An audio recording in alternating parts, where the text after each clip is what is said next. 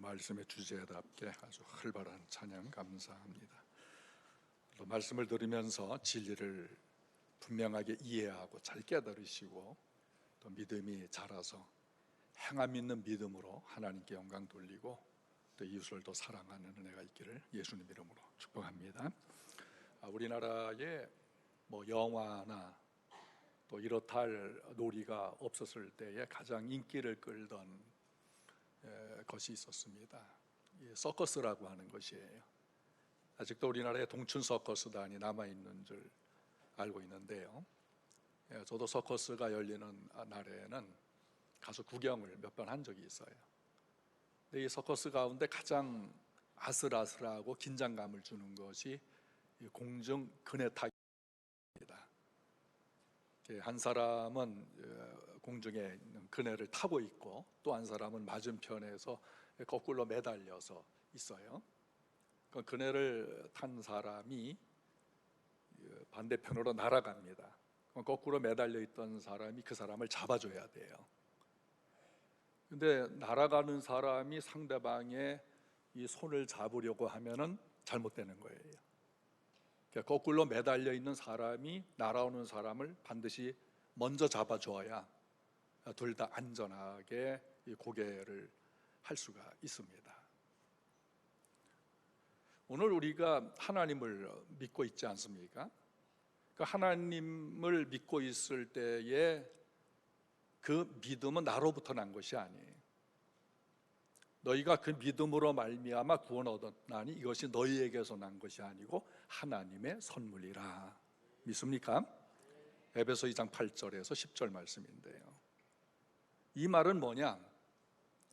구원이라고 하는 것은 내가 하나님 품으로 먼저 뛰어든 것이 아니에요. 하나님께서 우리에게 구원받을 만한 은혜 믿음을 먼저 주셨기 때문에 내가 거기에 대한 반응을 했어요.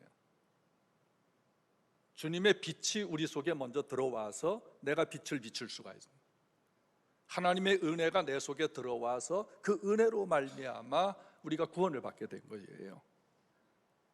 그래서 믿음이라고 하는 이 주권은 항상 하나님께 있는 것입니다.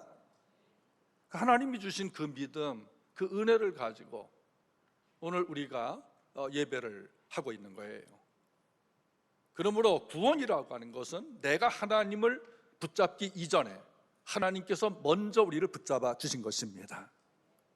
하나님이 붙잡아 주시는 그 인생, 그 사람이 진정한 믿음의 길을 갈 수가 있는 거예요. 하나님께서 오늘도 예배 가운데 있는 우리 사랑하는 성도들의 마음과 그리고 생각까지도 모든 삶까지도 평강으로 인도하시고 붙잡아 주시기를 축원합니다. 사람이 잡아주는 손으로는 영원한 천국에 이를 수가 없습니다. 하나님께서 우리를 영원한 천국까지 가도록 손으로 붙잡아 주시기 때문에 성도들의 죽음은 그 이별조차도 감사할 수가 있는 것이에요. 하나님 앞에 붙잡힌 수많은 인생들이 있지만 오늘 말씀은 다윗에 관한 이야기를 하고 있습니다. 사무엘상 5장 10절에 만군의 여호와께서 다윗과 함께 계시니 다윗이 점점 강성하여 가니라. 하나님께 붙잡힌 인생 다윗은 두려울 게 없었어요.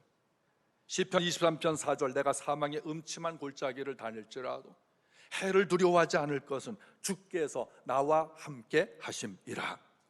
주께서 나와 함께 하심이라. 하나님과 함께 하셨던 다윗의 왕권은 강해졌고 통치력은 주변 국가들로 하여금 두렵게 했습니다. 다윗이 자신감을 가졌죠. 사무엘상 6장 1절에 군사 3만 명을 모으고 바알레 유대로 가서 하나님의 궤를 메워 오려고 했습니다. 3만 명은 궤를 옮기는 중에 혹시 있을지도 모를 적군의 침략에 대한 대비를 하기 위한 군대였습니다. 사무엘상 4장에 의하면 그 궤는 사울왕 때 아벡이라고 하는 전투에서 블레셋 군대에 빼앗겼어요. 이스라엘은 국력이 약해서 궤를 다시 찾아올 능력이 없었습니다. 그 70년 동안 바알레 유다, 곧 기럇 여아림이라는 곳에 보관되어 있었는데, 국력이 강해진 다윗 왕은 백성들이 예배를 회복하고 하나님의 주신 율법이 삶의 표준이 되어야 된다는 것을 확실히 깨닫고 하나님의 법궤를 찾아오기로 한 것입니다. 2절에 보면은 그 궤는 그룹들, 곧 천사들 사이에 좌정하신 만군의 하나님 여호와의 이름으로 불리는 것이다.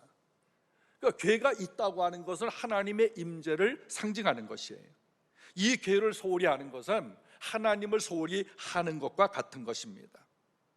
다윗은 궤를 쇠수레에 싣고 예루살렘을 향하여 출발을 합니다.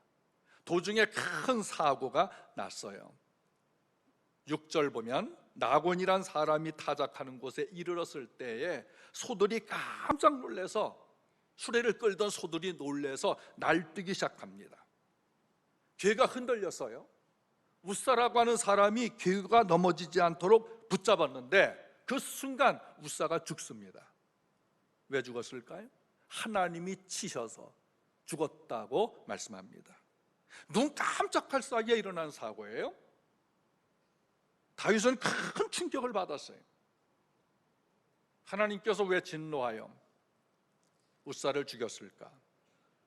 민수기 4장 5절에서 15절 보면 하나님의 법궤는 반드시 해달의 가죽으로 만든 휘장으로 덮어야 합니다. 궤 양편에 있는 고리에 장대를 넣어서 끼워서 레위지파 제사장들만 메어서 옮겨가도록 했어요. 제사장이라 할지라도 궤에 손댈 수가 없어요. 누구도 그 법궤를 만져서는 안 되는 것입니다. 우사의 죽음을 통해서 인간의 편리에 맞게 하나님의 말씀을 더하거나 감하려고 하는 유혹을 물리쳐야 하는 것입니다. 하나님은 성경을 통해서 당신의 뜻을 계시해 주셨어요. 우리가 그 말씀을 정확하게 알아야 돼요. 이해를 해야 됩니다. 그리고 받아들여야 돼요. 정확하게 알고 어떤 말씀은 이해되지는 않지만 믿음으로 받아들이고 감사하며 따라야 하는 것입니다. 하나님의 어떤 말씀도 인간이 삭제하거나 편리주의에 의해서 더하는 것을 금지시키셨어요. 신명기 12장 32절 보겠습니다. 내가 너희에게 명령하는 이 모든 말을 너희는 지켜 행하고 그것에 가감하지 말지니라. 갈라디아서 1장 9절에 바울 사도도 이 복음 외에 다른 것을 더하거나 감하면 그에게는 저주가 있을 것이다. 계시록 22장 18절 19절 계속 봅시다. 내가 이 두루마리의 예언의 말씀을 듣는 모든 사람에게 증언하노니 만일 누구든지 이것을 외에 더하면 하나님이 이 두루마리에 기록된 재앙들을 그에게 더하실 것이요 만일 누구든지 이 두루마리의 예언의 말씀에서 제하여 버리면 하나님이 이 두루마리에 기록된 생명나무와 및 거룩한 성의 참여함을 제하여 버리시리라. 아멘. 아멘. 성경은 신앙의 원리이기도 하고 생활의 원리입니다. 그래서 성경은 우리 신앙과 생활의 유일한 법칙이 되어지는 것이에요. 그러니까 우사가 선한 목적으로 법궤를 잡았다 할지라도, 흔들리는 궤를 잡았다 할지라도 그것은 규례대로 하지 않는, 하나님의 규칙대로 궤를 옮기지 않고 하나님의 절대 주권적인 법을 무시하고 어긴 것이 되는 거예요. 그러니까 우사의 죽음은 자기 열심에만 치우쳐서 법과 질서를 무시하는 악한 충성자들에게 어떻게 되는지 본보기가 되는 겁니다. 충성했어요. 열심히 했어요. 그런데 자기 위주로 했어요. 법을 무시했어요. 이런 사람을 악하고 충성된 종이라 그래요. 우리는 우리의 관점에서 하나님을 섬기면 우사가 되는 것입니다. 하나님의 관점에서 하나님을 섬기는 성도가 되시기를 바랍니다. 그 하나님의 관점이 뭐냐? 그게 성경이에요. 조금 더 축소하면 계명이라고 하는 것이, 요한복음 14장 21절에 나를 사랑하는 자는 계명을 지킬 것이다. 다윗은 계명대로 궤를 옮기지 않았습니다. 사고를 당했어요. 우리 사회에서 일어나는 수많은 산업재해는 왜 일어납니까? 산업재해로 젊은 일꾼들, 노동자들이 왜 죽습니까? 상식적인 규례조차 지키지 않고 있기 때문에 그래요. 이 규례를 지키지 않으므로 질서가 무너져 수많은 산업재해가 일어나는 것입니다. 다윗은 하나님에 대한 열정, 사랑이 있었어요. 법궤를 옮겨서 하나님에 대한 신앙의 부흥운동을 일으켜야 되겠다, 얼마나 선한 마음을 가졌는지 몰라요. 그런데 정작 그 법궤를 옮길 땐 하나님의 규례를 생각하지 않고 자기 열심, 자기 충성, 자기 헌신, 그것이 드러나게 된 겁니다. 우사의 죽음은 다윗을 두렵게 했어요. 8절을 보면 다윗은 화를 냈습니다. 나는 선한 일을 했는데 하나님은 그토록 진노하시는 것은 부당하지 않느냐, 그런 판단을 했어요. 우리 어떻습니까? 하나님의 규례와 질서보다 내 열심이 더 공정하고 공평하게 하고 있다는 착각, 그런 생각 간혹 하지 않습니까? 하나님이 진노하실 때에 우리는 이 마음을 진정시켜야 돼요. 그 화를 진정시켜야 합니다. 하나님은 언제나 거룩하십니다. 하나님은 언제나 은혜로우십니다. 하나님의 섭리는 항상 옳은 것이에요. 두렵고 화가 났던 다윗은 궤 옮기는 것을 포기했습니다.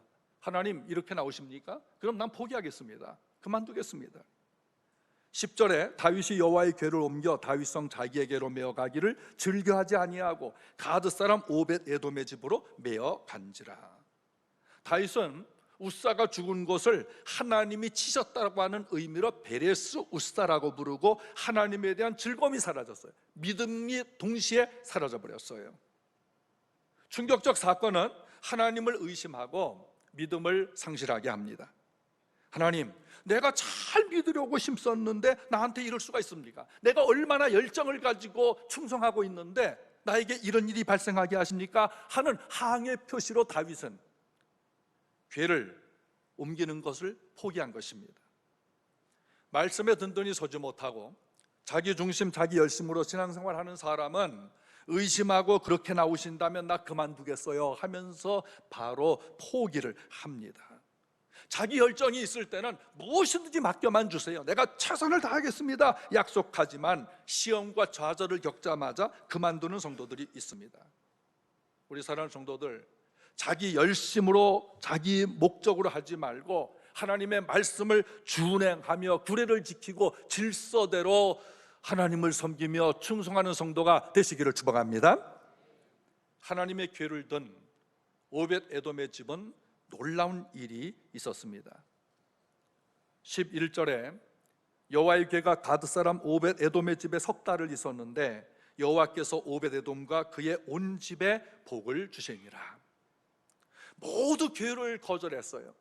오벳 에돔은 우사의 죽음 소식을 들었지만 그렇다면 우리 집에 궤를 두셔도 좋습니다, 겸손함으로 받아들였어요. 하나님께서는 착한 오벳 에돔의 집과 가족과 땅과 그의 가축에게 복을 주셨습니다. 가정의 가장은 가족들이 하나님을 섬기는 신앙을 갖고 하늘나라를 소망하도록 해야 합니다. 개인만 구원받고 하늘과 땅의 신령한 복을 받으려는 것은 이기적인 믿음이에요. 하나님의 복이 공개적으로 드러나는 것입니다. 오벳 에돔이 복을 받았다, 공개적이었어요. 사랑과 화목과 친절, 그 가정에 용서가 있게 되고 외적으로 화목과 섬김이 있는 가정이 되었습니다. 다른 사람들도 하나님의 복 받은 것을 알게 되었습니다. 오벳 에돔의 가족 식구들이 변화가 되고 잘 되는 것을 사람들이 보고 감동을 받은 것입니다. 하나님의 복은 널리 소문이 퍼지게 되었습니다.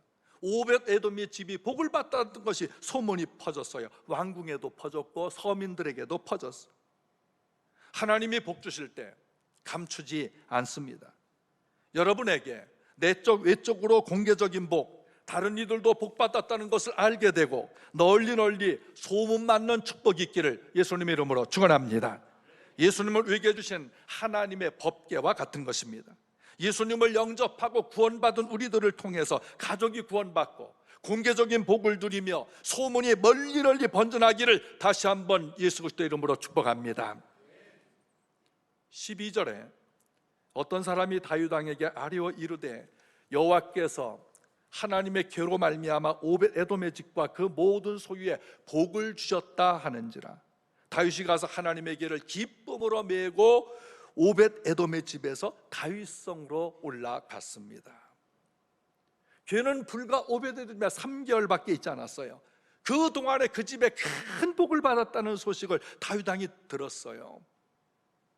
다윗은 오벳 에돔의 물질적 가정의 평화, 그 가족들의 신앙심의 높아짐, 그런 복을 받았다는 소문을 듣고 한편 부러워하기도 했겠죠.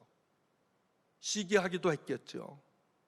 아, 그렇다면 내가 일찍부터 사고가 터졌다 할지라도 모셔올 것을, 그런 생각을 했을 것입니다. 그러나 다윗이 다시 한번 힘을 내서 궤를 모시고자 했었던 것은 오벳에돔이 받은 복을 너무나 시기했거나 부러워해서가 아니었습니다. 자신이 처음 옮길 때 하나님의 규례대로 옮기지 못한 것에 대한 회개, 그것을 먼저 깨닫게 되었어요.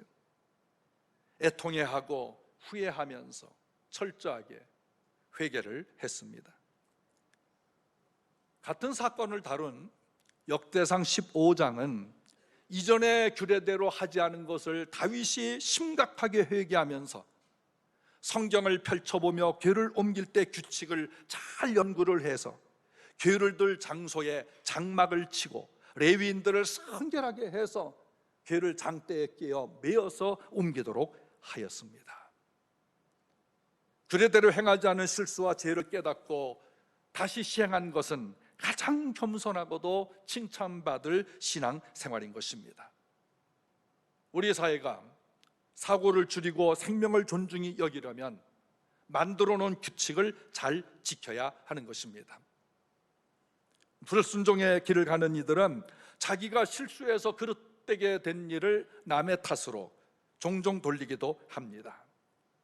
다윗은 우리가 그리고 내가 규례대로 하지 않았다, 그걸 깨닫게 되었어요. 시인을 합니다. 아, 법궤를 옮기는데 내 열심으로 했구나, 내 충성으로 했구나, 내 마음대로 했구나. 하나님은 뭐라고 하시는지 다시 보자. 규례를 연구를 하고 세밀하게 준비를 해서 철저하게 질서를 지키고 하나님의 계명대로 궤를 옮겼던 것입니다.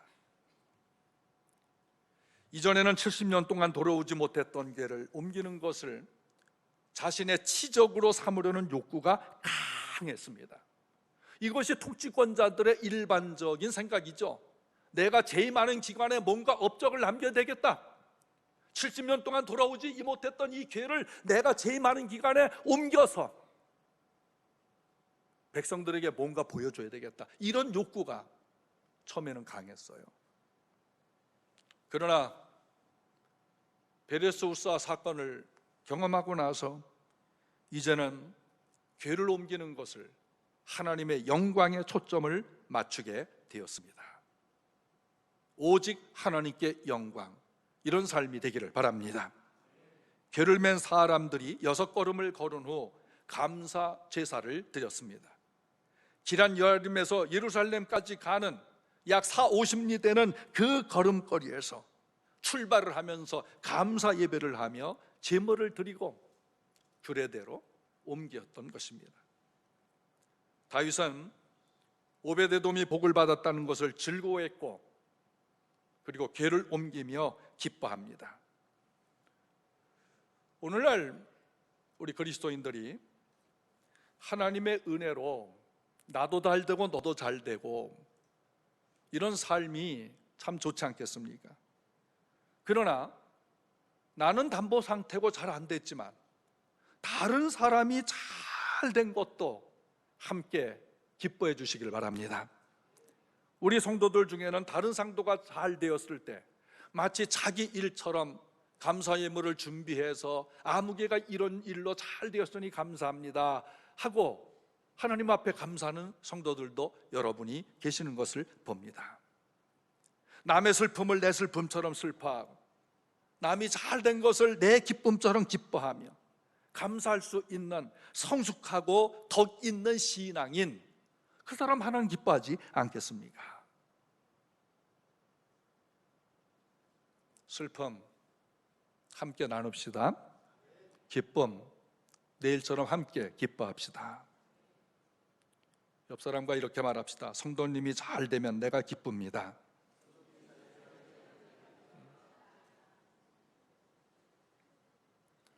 궤를 옮겨오는 다윗의 모습을 볼까요?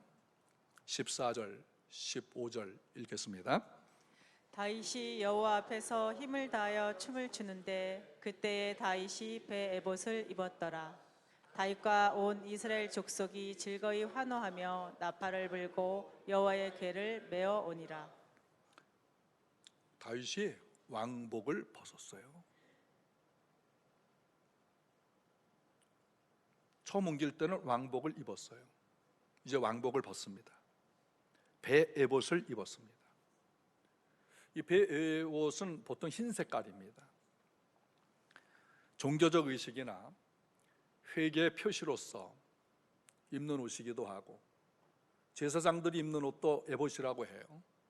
그러니까 유대인들은 보편적으로 하나님 앞에 바쳐진 아이들이 성전에서 교육을 받을 때 에봇이라고 하는 옷을 입혔습니다.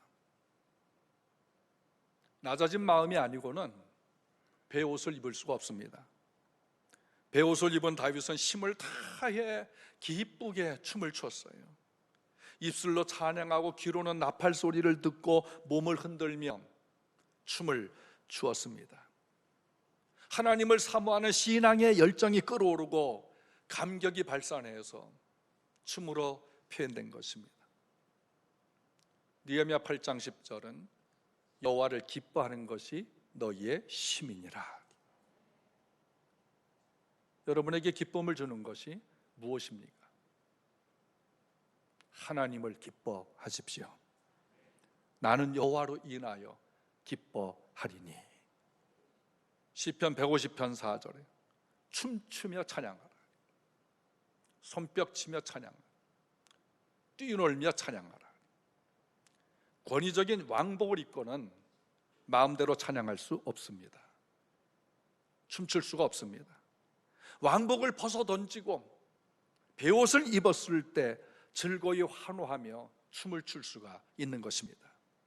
다윗은 어릴 적부터 음악적 재능이 남달랐어요. 하프, 수금악기를 연주 잘하고 노래를 잘 부르고요. 음악을 작사하는데 탁월한 재능이 있었습니다. 근데 왕복을 입고 나서 연주를 하거나 춤추거나 노래하거나 어떻게 기쁨을 표현할 수 있는 그런 기회가 없었어요. 왕복을 입고는 법궤를 옮기는 백성들이 얼마나 기뻐하며 노래하고 춤을 추고 싶어 하는지 그런 느낌을 가질 수 없어요. 왕복을 입고는 백성들에게 하나님에 대한 표현을 할 수 있는 그런 울림, 그걸 줄 수가 없었어요. 왕복을 입었을 때 보이지 않았던 것들이 왕복을 벗고 베옷을 입었을 때 보이기 시작했습니다. 높은 산에 올라갈 때 보이지 않던 것들이 천천히 내려오면서 발견하는 것이 상당히 많습니다. 다윗은 골리앗을 죽이고 전쟁 영웅이 되고 나라를 구한 영웅인 대접을 받으며 일약 왕의 경호원이 되고 왕의 사위가 되고 계속해서 승진하는 그 스타덤에 오르고 있을 때는 볼 것을 보지 못했어요. 낮은 자들을 못 봤습니다. 비천한 자들이 눈에 보이지 않았습니다. 오늘날 말하면 청와대에 들어가 보니 정작 국민이 안 보이는 거예요. 다윗은 그런 생활을 했어요. 그러나 사울왕의 시기와 미움을 사고 왕궁에서 도망쳐 나왔을 때 청와대에서 나왔을 때, 권력과 멀어진 광야에서 목숨이 위태로와 도망을 다닐 때 소외된 사람들, 낮은 사람들이 보여지기 시작했습니다. 사무엘상 22장 1절에 다윗이 아둘람 굴로 도망하니 환난당한 모든 자와 빚진 모든 자와 마음이 원통한 자가 다 그에게로 모였고 그는 그들의 우두머리가 되었는데 그와 함께한 자가 400명 가량이었더라. 왕궁 높은 위치에 있을 때 만날 수 없던 비천한 사람들이 정작 계급이 땅바닥에 떨어지고 먹을 것이 없고 헐벗었는 광야 생활할 때 다윗에게 몰려들기 시작했던 겁니다. 그때 비로소 다윗은 비천함이 무엇인지, 굶는다는 것이 뭘 의미하는 것인지, 낮에 더위와 밤에 춥게 잔다는 것이 무엇인지를 알게 되었습니다. 왜 하나님께서 성자 예수 그리스도를 이 땅에 보내셨을까요? 하늘 영광 버리시고 예수께서 왜 이 땅에 오셨을까요? 인간 체험이십니다. 우리와 같이 되심이에요. 예수 그리스도는 우리의 체질을 다 아셔요. 슬픔과 눈물, 고통, 애환, 희노애락을 다 경험하셨어요. 죽음도 그대로 경험하셨어요. 그리고 예수님께서는 나의 슬픔이 곧 예수님의 슬픔이에요. 나의 아픔이 예수님의 아픔이에요. 나의 고통이 예수님의 고통이 됐어요. 나의 기쁨이 예수님의 기쁨이 됐어요. 나의 환난이 예수님의 환난이 되었어요. 그러면 예수님께서 같이 눈물을 흘려요. 같이 애통하셔. 그 모든 경험을 육체로 입고 이 땅에 오신 예수께서 하셨기 때문에 애통하는 자는 복이 있나니 저희가 애통을 받을 것이다. 긍휼히 여긴 자는 긍휼히 여김을 받을 것이다. 그리고 십자가를 지고 죽으셨습니다. 예수님은 단순히 한 인간의 몸으로 오신 것이 아닙니다. 인간을 구원하시려는 하나님께서 육체로 이 땅에 오셔서 우리가 경험하는 모든 것들을 죄악 빼놓고는 그대로 경험하시면서 십자가를 지셨던 것입니다. 다윗은 궤를 옮길 때 왕복을 벗고 겸손한 흰색 에봇을 입고 들썩들썩 춤을 추었습니다. 이 시기에 다윗 왕이 지은 시가 있어요. 시편 68편 3절 읽습니다. 의인은 기뻐하여 하나님 앞에서 뛰놀며 기뻐하고 즐거워할지어다. 하나님께 노래하며 그의 이름을 찬양하라. 하늘을 타고 광야에 행하시던 이를 위하여 대로를 수축하라. 그의 이름은 여호와이시니 그의 앞에서 뛰놀지어다. 사람이란 권력을 잡으면 잡기 이전과 다르게 되어져 있습니다. 교만해지고 어깨에 힘이 들고 허리를 굽히지 않습니다. 왕복을 입고 교만해진 사람들이 평소에는 괜찮다가도 국회의원이 되고 청와대에 들어가 교만한 사람들 되어지는 것을 봅니다. 하나님은 권력과 힘과 돈과 지식과 몸, 자신을 믿고 교만한 자 끌어내리십니다. 겸손한 자에게는 은혜를 더하십니다. 왕복을 벗고 겸손히 베옷을 입고 하나님 앞에 천진난만하게 들뜨며 춤을 추는 다윗의 모습, 그는 왕의 모습이 아니었어요. 어린 아이와 같은 모습이었어요. 제가 잘 할 수 없는 것들이 상당히 많지만 참 할 수 없는 게 춤이에요. 이 춤추는 거. 이건 뭐 막대기도 보통 막대기가 아니에요. 제가 어디 가서 노래를 하라면 하지만 춤추며 하세요 이런 거는 아주 징그러울 정도로 싫어요.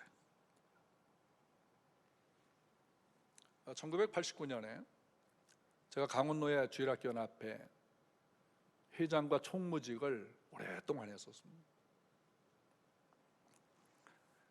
근데 그의 교사 강습회가 있었는데 당시 교사 강습회는 2박 3일을 했어요.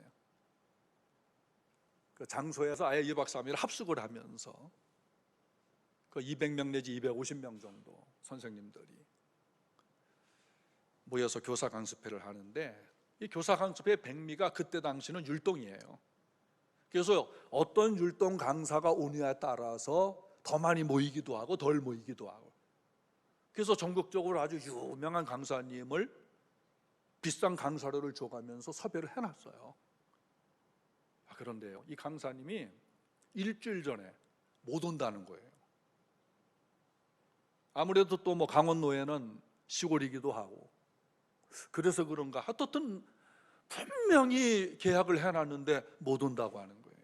그때 당시 율동 강사는 전국적으로 얼마나 인기 있게 뭐 팔렸다 그러나요? 하여튼 그렇게 해요. 강사비도 다른 분들보다 더 많이 받고요. 그런데 일주일 만에 총무로서 제가 책임을 져야 되는데, 그러면 차선책으로 누군가를 구해야 되는데 웬만한 강사들이 다 예약이 돼가지고 아무도 강원도에는 올 수가 없다는 거예요. 속에 불이 나요. 하루하루 지나서. 그래서 임원들 모여서 어떻게 했으면 좋겠느냐. 그랬더니 임원들이 하는 말, 총무님이 아시지요. 아니 저보고 율동 강사를 하래. 여러분 보세요. 제가 율동 강사하게 생겼습니까? 임원만 봐도 벌써 뻣뻣하잖아요. 그런데 제가요, 그럼 내가 해보겠습니다 그랬어요. 그동안 역대 일의 율동 강사를 남자가 한 적이 없어요. 목사가 한 적도 없고요. 한 번도 해보지 않고 춤추는 데는 완전 제로고 막대기보다 더 막대기 같은 저보고, 그래서요 제가 그 교재를 보고 거기 있는 책을 사고, 당시는 율동이 책에다 그려져 있어요. 그걸 가지고 2박 3일밖에 안 남은 그 새를 계속 준비를 해요. 그런데 안 되더라고요. 거울 앞에서 뭐 온갖 짓을 해야지 이게 취미냐. 이게 율동 뭔가 좀 감각이 있어야 되지 않겠습니까? 그래서 어떻든 준비를 해서 용기를 내어 기도하고 교사들 앞에 있는데 선생님들이 깜짝 놀래죠. 다르네. 강사가 다르다 이거죠. 자기 유명 강사 온 줄 알고 왔는데 빼빼 마른 희한한 놈이 앞에 서가지고 강사하겠다니까. 그때 아마 제 기억 속으로 그 복음을 심었습니다라고 하는 찬송이 있어요. 복음을 심었습니다. 복음이 싹이 나네요. 복음이 자라납니다. 30배 되었습니다. 복음을 심었습니다. 복음이 싹이 나네요. 복음이 자라납니다. 60배 되었습니다. 벌써 따라하는 것과 제가 얼마나 잘 가르치는가. 제가 그거 한 기억이 나고요. 또 한 가지는 노아 할아버지 배를 짓는다. 노아 할아버지 배를 짓는다. 높은 산 꼭대기에서 배를 짓는다. 앞집에 김천지, 뒷집에 박첨지 모두 다 반대하여도 높은 산 꼭대기에서 배를 짓는다. 이거 뭐 박수 쳐야 되는 거 아니에요? 뭐 어떻든 간에 준비를 해가지고 2박 3일의 율동을 가리켰어요.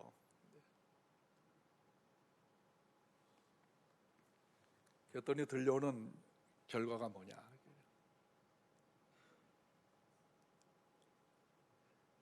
이런 율동 강사는 처음 봤다. 처음 봤겠죠. 참 땀 흘리면서 가르쳤던 그런 기억이 납니다.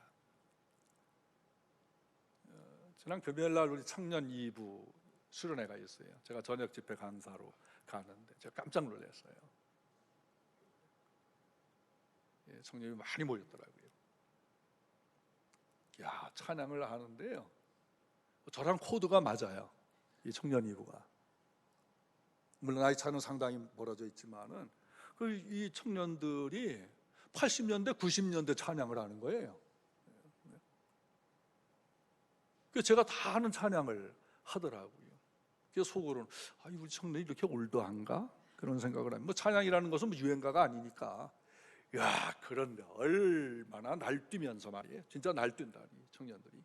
날뛰면서 춤을 추면서 찬양을 하는데요, 저도 그냥 들썩들썩한.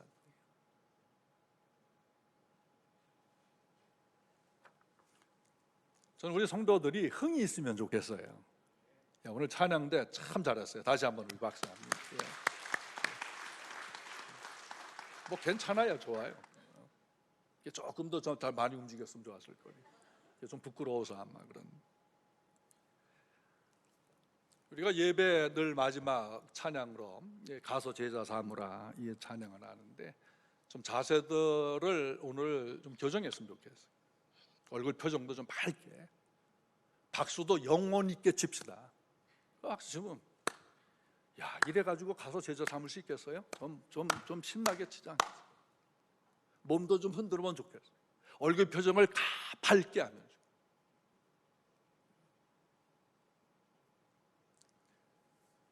만일 그리스도 예수의 제자 삼으라는 것이 우리 예배의 마지막 송이에요. 세상으로 파송하는 그 시간에 찬송이 힘있고 즐겁고 감격이 있어야 될 줄로 믿습니다. 다윗이 춤출 때 비웃는 이가 있었어요. 16절 보면 여호와의 괴가 다윗 성으로 들어올 때 사울의 딸 미갈이 창으로 내다보다가 다윗 왕이 뛰놀며 춤추는 것을 보고 심중에 그를 업신여기니라. 미갈은 사울 왕의 딸입니다. 공주죠. 그런데 다윗과 결혼시켜서 정략적 결혼이죠. 그런데 사울이 다윗을 미워하면서부터 자기 딸, 이 결혼시킨 미갈을 다른 사람에게, 다른 남자에게 시집을 보내버렸어요. 그러니까 다윗도 그걸 알고 있죠. 그러다가 다윗이 다시 찾아온 여인이에요. 이 사람은 내 조광지처다. 내가 다시 찾아와야 되겠다. 그러니까 미갈과 이렇게 재혼했던 그 남자가 얼마나 고통스러웠는지 몰라요. 미갈은 다윗이 왕복을 벗고 베옷을 입고 춤추는 것을 체면 손상하고 품위를 손상하는 것으로 보았습니다. 다윗을 업신여겼어요. 20절에 다윗을 보고 가장 높은 자가 어찌 가장 낮은 자처럼 염치 없고 방탕하게 가느냐. 미갈이 창문에서 내려다보면서 저 왕이 미쳤구나, 방탕했구나, 어찌 비천한 백성들하고 함께 춤을 출 수가 있겠느냐, 업신여겼어요. 21절에 다윗이 뭐라고 합니까? 계속 봅시다. 다윗이 미갈에게 이르되 이는 여호와 앞에서 한 것이니라. 그가 내 아버지와 그의 온 집을 버리시고 나를 택하사 나를 여호와의 백성 이스라엘의 주권자로 삼으셨으니 내가 여호와 앞에서 뛰놀리라. 나는 하나님 앞에서 행한 것이다. 하나님의 영광을 위해서라면 나를 낮추고 누가 뭐라 할지라도 계속 춤을 출 것이다. 미갈이 다윗을 업신여기고 빈정된 것은 하나님에 대한 업신여김. 23절에 이 일로 인해서 미갈은 죽는 날까지 자식이 없었습니다. 이는 불임을 말하는 것이 아니고요, 사울 왕가를 버려 가문을 끊어버리고 다윗 가문을 왕으로 쓰겠다고 하는 언약에서 비롯된 것입니다. 사무엘상 15장 28절 약속을 하나님께서 이행하시는 결정이었어요. 사울의 불순종이 사울 왕가가 더 이상 왕으로 등극하지 못했어요. 그리고 대를 끊어버리신 것입니다. 미갈은 다윗의 태도, 춤을 보고 하나님과 다윗을 동시에 업신여긴 것입니다. 자신이 경험해 보지 못한 하나님의 은혜를 다른 사람이 표현할 때에 이해하려고 하거나 무조건 반대하는 이도 있습니다. 자신의 생각으로 진리를 막고 조롱하고 비난하는 불의가 지금도 있는 것입니다. 우리 사랑하는 성도들, 하나님을 존중합시다. 사무엘상 2장 30절, 나를 존중히 여기는 자를 내가 존중히 여기고 나를 멸시하는 자를 내가 경멸히 여기리라 하셨습니다. 하나님을 멸시하는 사람은 그에 합당한 보응을 받습니다. 체면의 옷을 벗어버리고 기쁘게 춤추며 하나님을 찬양합시다. 성경이 가르치는 바를 쫓아서 질서와 규칙을 잘 알고 제대로 된 충성을 하십시다. 규례와 질서를 따르지 않은 것을 회개합시다. 경험과 명예의 옷을 벗고 겸손히 주 앞에서 즐거워하며 하나님 앞에서 뛰놀면서 기쁘게 춤추는 삶 되시기를 예수님의 이름으로 축원합니다. 아멘.